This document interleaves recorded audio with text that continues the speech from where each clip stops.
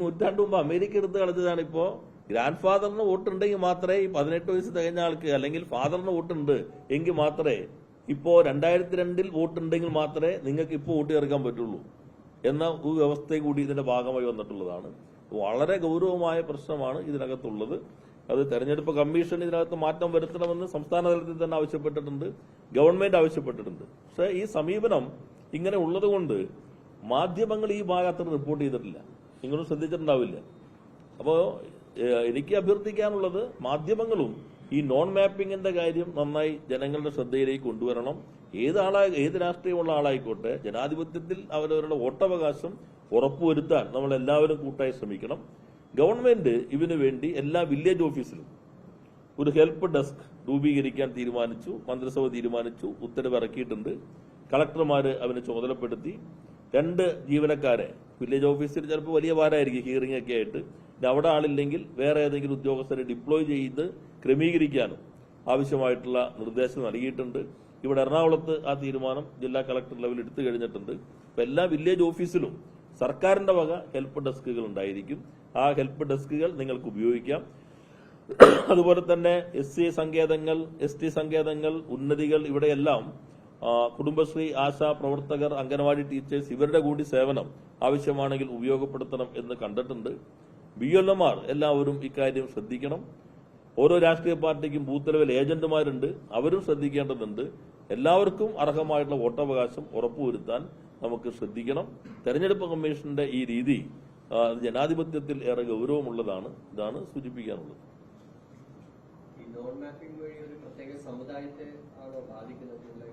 അങ്ങനെ പറയാൻ പറ്റില്ല.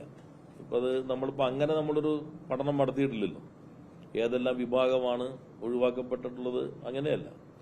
ഇതിൽ ഇപ്പൊ തൃപ്പൂണിത്തുറയിൽ സാധാരണഗതിയിൽ ഇത്ര വരേണ്ടതല്ല.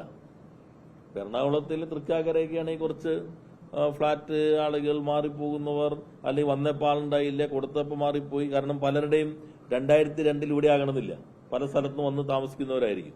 പക്ഷെ അതിൽ ഏറ്റവും കൂടുതൽ തൃപ്പൂണിത്തുറയാണ്. അപ്പൊ അതെല്ലാം ഒരു സംശയകരമായ പലതും ഉണ്ട്. പക്ഷെ നമ്മളിപ്പോ എല്ലാവരും കൂടി തെരഞ്ഞെടുപ്പ് കമ്മീഷൻ അഭ്യർത്ഥിച്ചിട്ടുണ്ടെങ്കിലും ഈ ആളുകളെല്ലാം വോട്ടർമാരാക്കി മാറ്റുന്നതിനുള്ള ഒരു ശ്രമമാണ് നടത്തേണ്ടത്. 28 വരെ ഹിയറിംഗ് ഉണ്ടാവും. നാളെ തുടങ്ങാണ്. അത് BLOമാരുടെ കയ്യിൽ ലിസ്റ്റ് ഉള്ളൂ. അതും ഒരു പ്രശ്നമാണ്. കാരണം ഒഴിവാക്കപ്പെട്ടവരുടെ ലിസ്റ്റ് രാഷ്ട്രീയ പാർട്ടികൾ കൊടുത്തിട്ടുണ്ട് വോട്ടർ പട്ടികയ്ക്കൊപ്പം. പക്ഷെ നോൺ മാപ്പിംഗ് കൊടുത്തിട്ടില്ല. നോൺ മാപ്പിംഗ് ഇപ്പോൾ ഉള്ളത് BLOമാരുടെ കയ്യിലാണ്. ഇപ്പോ ഇന്നലെ മറ്റോ മണ്ഡലാടിസ്ഥാനത്തിൽ അവർ ക്രോഡീകരിച്ചിട്ടുണ്ട്. പക്ഷെ BLOമാരുടെ കയ്യിലാണ് ഇതുള്ളത്. അപ്പൊ BLOമാര് തന്നെ അതാത് സ്ഥലത്തുള്ള ആളുകൾ, മാറി താമസിച്ചു വന്നവരോ ഇത്തരം സംശയങ്ങളുള്ള ആളുകളോ എല്ലാവരും അവര് BLOമാരുമായിട്ട് ബന്ധപ്പെടണം. BLOമാർ നോട്ടീസ് കൊടുക്കണമെന്നുള്ളതാണ് ഇപ്പോ വ്യവസ്ഥ ചെയ്തിട്ടുള്ളത്. പക്ഷെ ഇപ്പൊ ഞാൻ നോക്കിക്കഴിഞ്ഞപ്പോൾ ഡെലിവറി ചെയ്ത നോട്ടീസ് ഏകദേശം 4652 ഉള്ളൂ. 2,06,061 നോൺ മാപ്പിംഗ് ആണ്. എന്നാൽ കമ്പ്യൂട്ടറിൽ 1,86,682 പേര് ജനറേറ്റ് ചെയ്തിട്ടുണ്ട്. ജനറേറ്റ് ചെയ്യാൻ തന്നെ ഏകദേശം 20,000 ബാക്കിയുണ്ട്. കമ്പ്യൂട്ടർ ജനറേഷൻ തന്നെ ജനറേറ്റ് ചെയ്യുന്നതിൽ 5,000 താഴെ മാത്രമേ, 4,642 മാത്രമേ ഇതുവരെ വിതരണം ചെയ്തതായിട്ടാണ് ജില്ലാ ഭരണ സംവിധാനത്തിന്റെ കണക്കെന്നുള്ളത്. നമ്മൾ സുപ്രീം കോടതി പോയതാണല്ലോ. സുപ്രീം കോടതി പോയപ്പോൾ സർക്കാർ തെരഞ്ഞെടുപ്പ് കമ്മീഷന്റെ ബാക്കി കാര്യങ്ങൾ ചുമതലപ്പെടുത്തിയാണല്ലോ ചെയ്തത്. അത് ക്ലോസ് ചെയ്തിട്ടില്ല. പക്ഷേ തെരഞ്ഞെടുപ്പ് കമ്മീഷൻ അക്കാര്യത്തിൽ ഒരു പ്രത്യേക നിലപാടാണ് സ്വീകരിക്കുന്നത്. യഥാർത്ഥത്തിൽ BLOമാർ വെരിഫൈ ചെയ്ത് അപ്ലോഡ് ചെയ്യാനുള്ള സമയം കൊടുത്താൽ മതി. അപ്പൊ ആളുകൾ കഷ്ടപ്പെടേണ്ട കാര്യമില്ല. കാരണം ബാക്കിയെല്ലാം ക്ലിയർ ആണല്ലോ. ഈ സാങ്കേതികമായ ചില പ്രശ്നം മാത്രമേ ഉള്ളൂ. ഇപ്പൊ ഒരാളിപ്പോ ഞാൻ തന്നെ ഇപ്പൊ രാജീവ് വാസുദേവൻ, അതിലിപ്പോ 2002 നോക്കുമ്പോ അപ്പൊ അച്ഛൻ ഇന്ന് മരണപ്പെട്ടു പോയി, ഇന്നില്ല. അപ്പൊ ഞാൻ വേണമെങ്കിൽ പേര് മാറി വോട്ടർ പട്ടികയിൽ വേറൊരാളുടെ പേര് എഴുതാം. എന്റെ അന്നത്തെ വോട്ടർ പട്ടികയിൽ അതേപോലെ അല്ല കിടക്കുന്നെങ്കിൽ മാച്ച് ചെയ്യില്ല. അപ്പൊ നമ്മൾ വോട്ടർ പട്ടികയിൽ കൊടുത്തോണ്ട് പേര് വരും, പക്ഷെ ഇതിനകത്ത് ഉൾപ്പെടാതെ പോകും. ഇതാണ് ഒരു പ്രശ്നം. ചെറിയ സാങ്കേതിക പ്രശ്നം വെച്ച് വോട്ടവകാശം പോവാന്ന് പറഞ്ഞാൽ ഇത് ഭാവിയിൽ എന്തിനൊക്കെ ഉപയോഗിക്കും. കാരണം ഇത് വെച്ചിട്ട് നിങ്ങൾ 2026 മുമ്പ് ഇന്ത്യയിൽ ഉണ്ടായിരുന്നോ എന്ന് NS മാധവന്റെ ഇതിനകത്ത് ചോദിക്കുന്ന പോലെ ചോദ്യം വന്നാൽ അതിന് മുമ്പ് നിങ്ങളുടെ വോട്ടില്ലല്ലോ എന്ന രീതിയിലേക്ക് എത്തില്ലേ പുതുതായി ചേരുന്ന ആളുകൾ. ഈ രേഖകൾ പ്രകാരം അവർ പുതുതായി വോട്ടറായി ചേരാണ്. 2026 18 വയസ്സ് പൂർത്തീകരിച്ച് പുതുതായി വോട്ടറായി ചേരുന്ന ഒരാളെ പോലെ തന്നെയാണ് ഫോറം 6 വഴി പുതുതായി ഇതിന്ന് ഒഴിവാക്കപ്പെട്ടവരോ ഈ രൂപത്തിലുള്ളവർ വരുന്നത്. അതെല്ലാം ഗൗരവമായ ചില പ്രശ്നങ്ങൾ ഭാവിയിൽ ഉയർത്താവുന്നതാണ്.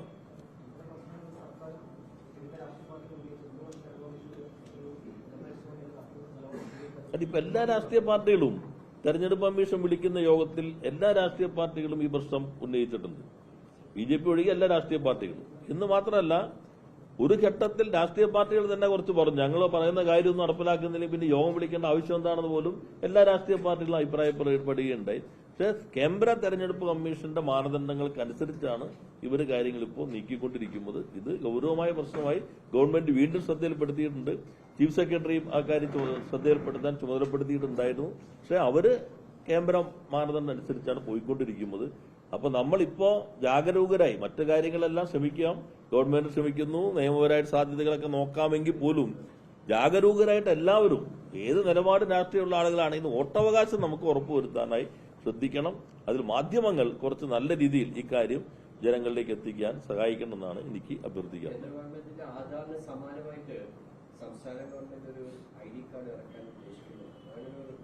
അല്ല, അത് ആധാർ കാർഡിന് സമാധാനമല്ല. നമ്മളിപ്പോ നേറ്റിവിറ്റി സർട്ടിഫിക്കറ്റ് കൊടുക്കുന്നുണ്ട്. അത് SIR ആയിട്ട് ബന്ധമില്ല.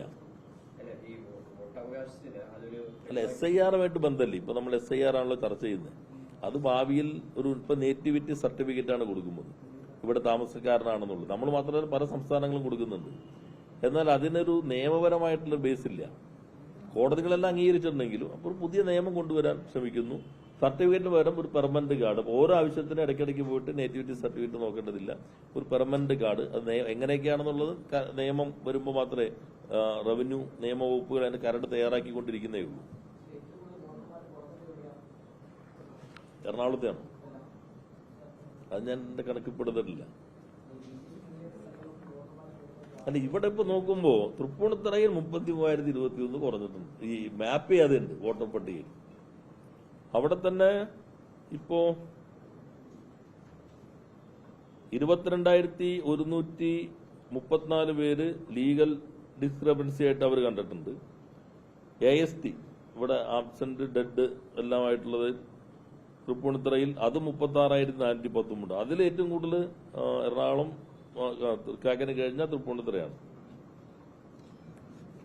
പിന്നതാണ് നമുക്ക് പറയാൻ പറ്റില്ല. ഇതാണ് വസ്തുത നമ്മുടെ മുൻപിലുള്ളത്. ഇല്ല, ഞാൻ ഇപ്പൊ നമ്മൾ വസ്തുതകളാണല്ലോ പറയുന്നത്. ഇപ്പൊ ഇത്ര ഉണ്ട് എന്നുള്ളത് എല്ലാവരും ശ്രദ്ധിക്കുക. ഇത് കൊടുത്തിട്ടില്ല, അതവര് മറ്റു കൊടുത്തിട്ടുണ്ട്, ഒഴിവാക്കപ്പെട്ടവരുടെ പേര് കൊടുത്തിട്ടുണ്ട്. അപ്പൊ നമുക്ക് സ്വാഭാവികമായിട്ട് നോക്കാം. അപ്പൊ ചില ആളുകൾ ഇപ്പൊ ഇല്ലാന്ന് മനസ്സിലാക്കും, ചിലർ വേറെ സ്ഥലത്ത് ചേർന്നുണ്ടാവും, ചിലർ രാജ്യത്തുണ്ടായെന്ന് വരില്ല. ഇത് കൊടുത്തിട്ടില്ല. ഇത് BLOമാരുടെ കയ്യിൽ മാത്രമേ ഉള്ളൂ. അത് കൊടുക്കാൻ നിഷ്കർഷിച്ചിട്ട് നാളെ ഹിയറിംഗ് തുടങ്ങാണ്. അപ്പൊ എല്ലാ രാഷ്ട്രീയ പാർട്ടികൾക്കും കൊടുക്കേണ്ടതാണ്. നമ്മൾ പിന്നെ വോട്ടുണ്ടെങ്കിലല്ലേ ഏത് രാഷ്ട്രീയം പിന്നെയല്ലേ വരുന്നത്. ആദ്യം വോട്ട് ഉറപ്പിക്കാനുള്ളതല്ലേ.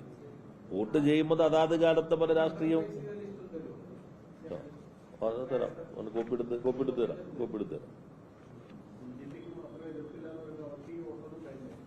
ആ യോഗത്തിൽ ഇത് നീട്ടുന്നതിന് സമയം കൊടുക്കും. ഒരു ഘട്ടത്തിൽ അവര് എല്ലാവർക്കും ഒപ്പം നിന്നിരുന്നു. തദ്ദേശ സ്വയംഭരണ തെരഞ്ഞെടുപ്പിന്റെ ഘട്ടത്തിൽ മാറ്റണം എന്നുള്ളതിൽ അത് എല്ലാവരും യോജിപ്പാണെങ്കിൽ ഞങ്ങളും അതിനൊപ്പാന്ന് പറഞ്ഞു. ബാക്കി കാര്യങ്ങളിലെല്ലാം അവർ തെരഞ്ഞെടുപ്പ് കമ്മീഷന്റെ ഒരു സമീപനമാണ് അവർ സ്വീകരിച്ചുകൊണ്ടിരിക്കുന്നത്. ഓക്കെ.